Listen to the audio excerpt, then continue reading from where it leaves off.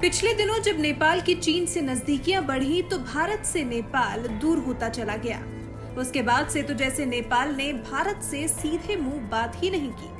पहले जम्मू कश्मीर से आर्टिकल 370 हटाने के बाद भारत सरकार की तरफ से जारी भारत के नक्शे पर नेपाल ने आपत्ति जताई थी, और अब जब भारत ने कैलाश मानसरोवर जाने वाले यात्रियों का कष्ट कम कर उनके लिए उत्तराखंड में धारचूला और लिपुलेख दर्रे को जोड़ने वाली सड़क बनाकर तैयार की और उसका शुक्रवार को उद्घाटन किया, तो नेपाल भारत की तरफ आंखें तरेरने लगा और दावा करने लगा कि ये सड़क नेपाल से होकर गुजर रही है, जिस पर अब भारत की सरकार ने नेपाल को दो टूक जवाब दिया है।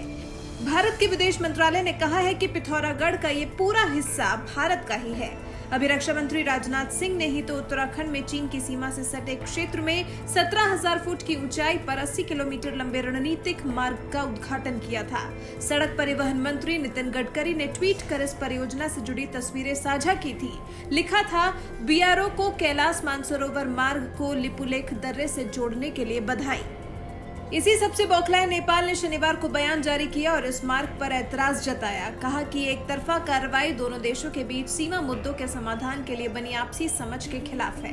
नेपाल का कहना है कि सुगौली समझौते के तहत काली नदी के पूर्व का इलाका लिम्पियादुरा, कालापानी और लिपुलेख नेपाल में है, जिस पर भारतीय विदेश मंत्रालय के प्रवक्ता अनुराग श्रीवास्तव ने भारत का रुख इस मामले को लेकर स्पष्ट कर दिया है।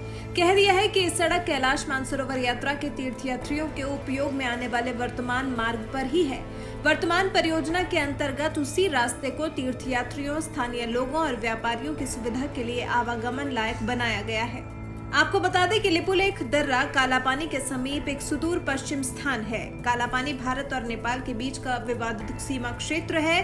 भारत और नेपाल दोनों ही उसे अपना हिस्सा बताते हैं। नेपाल ने इस सड़क के निर्माण के बाद भारत को उसकी सीमा के अंदर ही कोई गतिविधि करने के लिए कहा है, जिसका भारत ने उसे ठीक तरीके से जवाब भी दिया है।